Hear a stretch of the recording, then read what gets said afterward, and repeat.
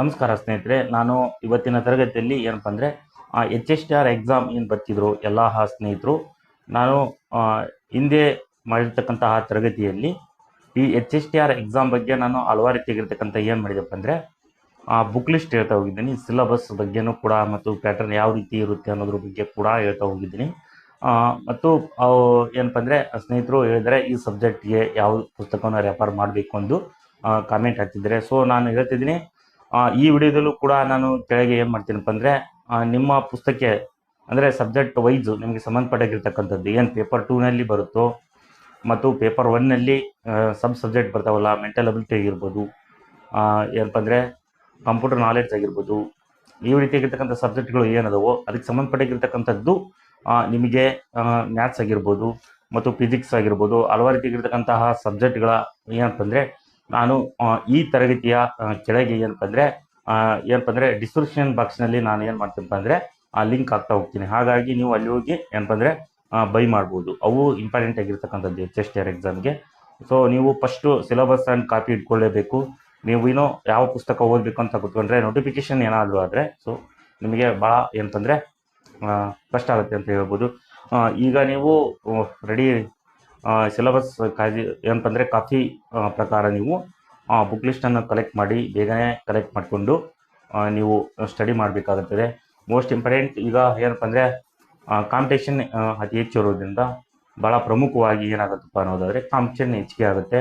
ಹಾಗಾಗಿ M C Q ಬದವೆ answer ಅಲ್ಲೇ ಇರುತ್ತೆ. ಹಾಗಾಗಿ ಅಲ್ಲಿ ಆನ್ಸರ್ ಅದೇ ಅಲ್ಲಿದ್ದರೂ ಕೂಡ ನಮಗೆ ಗೊತ್ತಾಗಲ್ಲ. ಹಾಗಾಗಿ ಯಾವ ರೀತಿ ಕ್ವಶನ್ ಕೇಳ್ತಾನೆ ಅಂತಂದರೆ ನೀವು ಸಮಗ್ರವಾಗಿ ಓದಿದರೆ ಮಾತ್ರ ಅವು ಕ್ವಶನ್ಗಳಿಗೆ ನೀವು ಅಟೆಂಡ್ ಮಾಡಬೇಕು, ಅಥವಾ ಅಟೆಂಡ್ ಮಾಡಲು ನಿಮಗೇನಪ್ಪ ಅಂದರೆ ಸಮರ್ಥರಾಗ್ತೀರ ಅಂತ ನಾನು ಹೇಳ್ತೀನಿ. ಯಾಕಂದರೆ paper 1 paper 2 M C Q ಆಧಾರಿತವಾಗಿಯೇ ಇರುತ್ತೆ. 200 ಮಾರ್ಕ್ಸಿಗೆ ಪೇಪರ್ 1 100 ಮಾರ್ಕ್ಸ್, ಪೇಪರ್ 2 100 ಮಾರ್ಕ್ಸ್ ಎರಡೂ ಸೇರಿದರೆ ಎಮ್ ಸಿ ಕ್ಯೂ ಏನಪ್ಪ ಅಂದರೆ ಮಲ್ಟಿಪಲ್ ಚಾಯ್ಸ್ ಕ್ವಶನ್ಸು 200 ಮಾರ್ಕ್ಸ್ಗೆ ಇರುತ್ತೆ.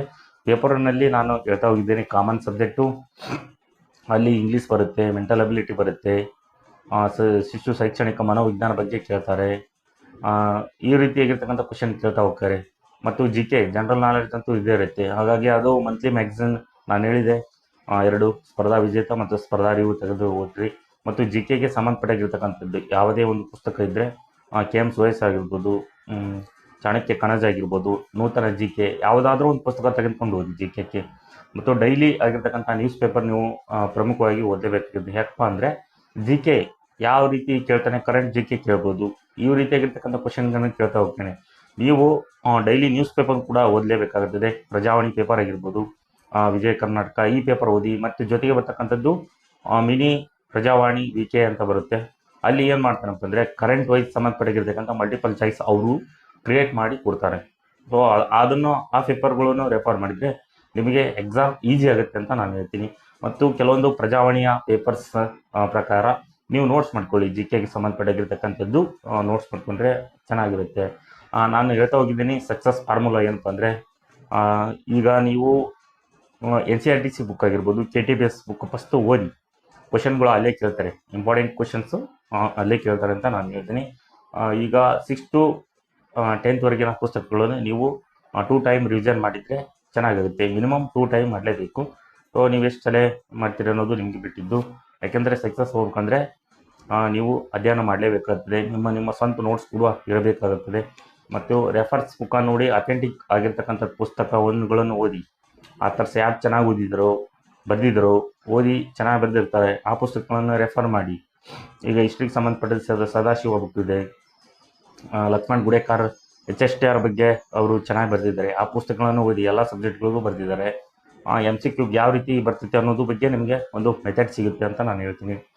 ಮತ್ತು 4G ಸೈನ್ಸ್ ಆಗಿರ್ಬೋದು, ಸೈನ್ಸ್ಗೆ ಸಂಬಂಧಪಟ್ಟಿರ್ತಕ್ಕಂಥದ್ದು ತಮ್ಮಯ್ಯ ಸರ್ ಅವ್ರದ್ದು ಪುಸ್ತಕಗಳಿದೆ. ಇಂಗ್ಲೀಷ್ಗೆ ರನ್ ಆ್ಯಂಡ್ ಮಾರ್ಟಿನ್ ಪುಸ್ತಕ ಇದೆ. ಮತ್ತು ಯಾವ ಸಬ್ಜೆಕ್ಟು ಮತ್ತು ಹಿಂದಿಗೆ ಜಯಣ್ಣ ಪುಸ್ತಕ ಇದೆ. ಈ ರೀತಿಯಾಗಿರ್ತಕ್ಕಂಥ ಸಬ್ಜೆಕ್ಟ್ ಇದೆ. ಕನ್ನಡ ನಾನು ನೋಡ್ಬೋದು.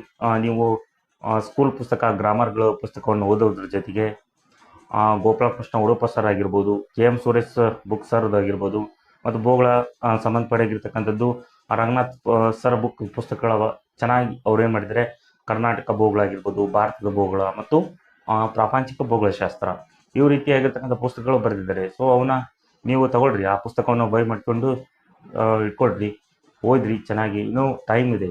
ನೋಟಿಫಿಕೇಶನ್ ನಾಳೆ ಆದರೆ ನಿಮ್ಗೇನಾಗುತ್ತೆ, ಇನ್ನೂ ಟೈಮ್ ಬೇಕು ಅನ್ನಿಸ್ತೋ ಬದಲು ನೀವು ರೆಡಿಯಾಗಿ ಓದ್ಕೊಂಬಿಟ್ರೆ ಅವ್ರು ನೋಟಿಫಿಕೇಶನ್ ಯಾವಾಗ ಮಾಡ್ಕೊಳ್ಳಿ, ನೀವು ಏನು ಮಾಡ್ಕೋ ಎಕ್ಸಾಮು ಕರೆದೇ ಕರೀತಾರೆ ಅವರು. ಎಷ್ಟು ತಿಂಗಳೊಳಗೆ ಕರೀತಾರೆ ಗೊತ್ತಿಲ್ಲ, ಬಟ್ 100% ಕರೀತಾರೆ ಅನ್ನೋದಾದರೆ ನೀವು ಏನಪ್ಪ ಚೆನ್ನಾಗಿ ಓದಿ ಅಂತ ನಾನು ಹೇಳ್ತೀನಿ. ಜೊತೆಗೆ ಏನಪ್ಪ ಅಂದರೆ ಫಸ್ಟು ಸಿಲೆಬಸ್ ಕಾಪಿ ನೀಟಾಗಿ ಫಸ್ಟು ಓದ್ಕೊಳ್ರಿ. ಯಾವ ರೀತಿ ನಾನು ಸಬ್ಜೆಕ್ಟ್ಗೆ ನಾವು ಫೋಕಸ್ ಮಾಡಬೇಕು ಅನ್ನೋದ್ರ ಬಗ್ಗೆ ನಿಮಗೆ 100% ಗೊತ್ತಾಗುತ್ತೆ. ಜೊತೆಗೆ ಹಾರ್ಡ್ ವರ್ಕ್, ಸ್ಮಾರ್ಟ್ ವರ್ಕ್ ಎರಡೂ, ಹಾರ್ಡ್ ವರ್ಕ್ ಜೊತೆಗೆ ಸ್ಮಾರ್ಟ್ ವರ್ಕು ಕೂಡ ನಿಮಗೆ ಚೆನ್ನಾಗಿ ಏನಪ್ಪ ಅಂದರೆ ಹೆಲ್ಪ್ ಮಾಡುತ್ತೆ. ಕ್ವಶನ್ ಪೇಪರ್ ಇಟ್ಕೊಳ್ರಿ, ಡೈಲಿ 100 MCQ ಬಂದು ಬಿಡಿಸಿ. ಈ ರೀತಿಯಾಗಿರ್ತಕ್ಕಂಥ ಬಿಡಿಸ್ತಾ ಹೋದರೆ ನಿಮಗೆ 1 ವೀಕಲ್ಲೇ ನಿಮಗೆ ಅಭ್ಯಾಸ ಆಗೋಗ್ತದೆ. ಯಾವ ರೀತಿ ಸಬ್ಜೆಕ್ಟ್ ಓದಬೇಕು, ನಾನು ಯಾವ ಸಬ್ಜೆಕ್ಟ್ ಓದಬಾರ್ದು, ಪ್ರಮುಖವಾಗಿರ್ತಕ್ಕಂಥದ್ದು ಯಾವುದನ್ನು ಓದಬಾರ್ದು ಅಂತ ತಿಳ್ಕೋಬೇಕು. ಸುಮ್ಮನೆ ಒಂದು ಪುಸ್ತಕ ನಿಮ್ಮ ಸಬ್ಜೆಕ್ಟಿಗೆ ಸಿಕ್ತು ಅನ್ನೋತ ಹೋದರೆ ಎಕ್ಸಾಮ್ನಲ್ಲಿ ಕೇಳ್ತಾರಲ್ಲ ಗೊತ್ತಿಲ್ಲ, ಬಂತು ಇಲ್ಲ ಅಂದರೆ ಇಲ್ಲ. ಹಾಗಾಗಿ ಸಿಲೆಬಸ್ ವೈಸ್ ಇಟ್ಕೊಂಡ್ರೆ, ನಾನು ಪದೇ ಪದೇ ಯಾಕೆ ಸಿಲೆಬಸ್ ಹೇಳ್ತಿದ್ದೀನಿ ಅಂದರೆ ಸಿಲೆಬಸ್ ವೈಸೇ ಕೇಳ್ತಾರೆ ಅಂತ ನಾನು ಆಗಿ ಹೇಳ್ತೀನಿ. ಹಾಗಾಗಿ ಎಲ್ಲರೂ ಈ ಡಿಸ್ಕ್ರಿಪ್ಷನ್ ಬಾಕ್ಸ್ನಲ್ಲಿ ನಾನು ಕೊಡ್ತಾ ಹೋಗಿದ್ದೀನಿ, ನೀವು ಬೈ ಮಾಡಿರಿ. ಆ ಪುಸ್ತಕ ಇಂಪಾರ್ಟೆಂಟ್ ಇರೋದೇ ನಾನು ಏನು ಮಾಡ್ತಾ ಹೋಗಿದ್ದೀನಿ. ನೀವು ಯಾವುದೇ ವಿಡಿಯೋ ನೋಡಿದರೂ ನನಗೆ ಸಂಬಂಧಪಟ್ಟಿರ್ತಕ್ಕಂಥ ಬುಕ್ ಲಿಸ್ಟ್ ಅದನ್ನು ಆ್ಯಡ್ ಮಾಡ್ತಾ ಹೋಗಿದ್ದೀನಿ. ಅಥವಾ ನಮ್ಮದು ಸ್ಟೋರ್ ಇದೆ ಯೂಟ್ಯೂಬ್ನಲ್ಲಿ, ಸ್ಟೋರ್ನಲ್ಲಿ ಹೋದರೆ ಅಲ್ಲಿದ್ದ ಡೈರೆಕ್ಟಾಗಿ ನೀವು ಬೈ ಮಾಡ್ಬೋದು ಅಂತ ನಾನು ಹೇಳ್ತೀನಿ. ಹಲವಾರು ರೀತಿಯಾಗಿರ್ತಕ್ಕಂಥ ಪುಸ್ತಕಗಳದವು. ನಿಮ್ಮ ಸಬ್ಜೆಕ್ಟ್ ವೈಸ್ ನೋಡ್ಕೊಳ್ರಿ, ಅಲ್ಲಿ ನಿಮ್ಮದು ಸಬ್ಜೆಕ್ಟ್ ವೈಸ್ಗೆ ಸಂಬಂಧಪಟ್ಟಿರ್ತಕ್ಕಂಥ ಪುಸ್ತಕ ಇದ್ದರೆ ನಾನು ಬೈ ಮಾಡಿರಿ. ಅವು ಇಂಪಾರ್ಟೆಂಟ್ ಪುಸ್ತಕನ ನಾನು ಅಲ್ಲಿ ಸ್ಟೋರ್ನಲ್ಲಿ ಆ್ಯಡ್ ಮಾಡ್ತಾ ಹೋಗಿದ್ದೀನಿ. ಹಾಗಾಗಿ ಇವು ಮೋಸ್ಟ್ ಇಂಪಾರ್ಟೆಂಟ್ ಅಂತ ಹೇಳ್ತೀನಿ. ಮತ್ತೇನಪ್ಪ, ಈಗ ಮೆಂಬರ್ಶಿಪ್ ಏನು ಯಾರ್ಯಾರು ಆಗಿದ್ದರು, ಪ್ಲಸ್ ಜೊತೆಗೆ ಯಾರ್ಯಾರು ಆಗಬೇಕು ಅಂದ್ಕೊಂಡಿದ್ರು ಆಗಿದ್ದರೆ ನಾನು ಅಲ್ಲಿ ಕೆಲವೊಂದು ಟ್ರಿಕ್ಸ್ ಅಂದರೆ ಎಕ್ಸಾಮ್ ಕ್ಲಾಸಸ್ ಮಾಡ್ತಾ ಹೋಗ್ತೀನಿ ಸಬ್ಜೆಕ್ಟ್ ವೈಸು. HSTR ಆಗಿರ್ಬೋದು ಮತ್ತು ಪ್ಯೂ ಲೆಕ್ಚರ್ಸ್ಗೆ ಸಂಬಂಧಪಟ್ಟಿರ್ತಕ್ಕಂಥ ಕೆಲವೊಂದು ಕ್ಲಾಸಸ್ ಇಂಪಾರ್ಟೆಂಟ್ ಆಗಿರ್ತಕ್ಕಂಥದ್ದು ಹೇಳ್ತಾ ಹೋಗ್ತೀನಿ. ಹಾಗಾಗಿ ಯಾರ್ಯಾರು ಇಂಟ್ರೆಸ್ಟ್ ಇದೆಯೋ ಅವರು ಕೂಡ ಜಾಯ್ನ್ ಆಗ್ಬೋದು ಅಂತ ನಾನು ಹೇಳ್ತೀನಿ ಮೆಂಬರ್ಶಿಪ್ಗೆ.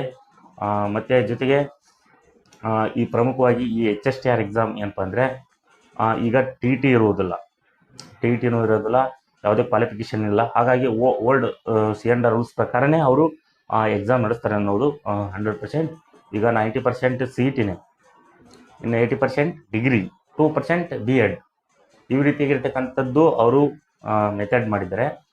ಹಾಗಾಗಿ ಈ ರೀತಿಯಾಗಿರ್ತಕ್ಕಂಥದ್ದು ನೀವು ಫೋಕಸ್ ಮಾಡಬೇಕಾಗಿದ್ದು ಮೇನ್ ಏನಂದರೆ CETನೇ ಫೋಕಸ್ ಮಾಡಬೇಕಾಗುತ್ತದೆ. ಹಾಗಾಗಿ ನೀವು ಫಸ್ಟು ಪುಸ್ತಕಗಳನ್ನು ನೀಟಾಗಿ ಕಲೆಕ್ಟ್ ಮಾಡಿಕೊಂಡು ಚೆನ್ನಾಗಿ ಓದಿ ಅಂತ ಹೇಳಿ ನಾನು ಏನಪ್ಪ ಅಂದರೆ ಮುಂದಿನ ತರಗತಿಯಲ್ಲಿ ಯಾವುದಾದ್ರೂ ಅಂದರೆ HSTRಗೆ ಸಂಬಂಧಪಟ್ಟಿರೋದು ಮತ್ತು ಪ್ಯೂ ಲೆಕ್ಚರ್ಗೆ ಸಂಬಂಧಪಟ್ಟಿರ್ತಕ್ಕಂಥ ಕ್ಲಾಸಸ್ ಮಾಡ್ತಾ ಹೋಗ್ತೀನಿ ಅಂತ ಹೇಳಿ ಇಂದಿನ ತರಗತಿಯನ್ನು ಮುಗಿಸ್ತಿದ್ದೀನಿ. ಧನ್ಯವಾದಗಳು.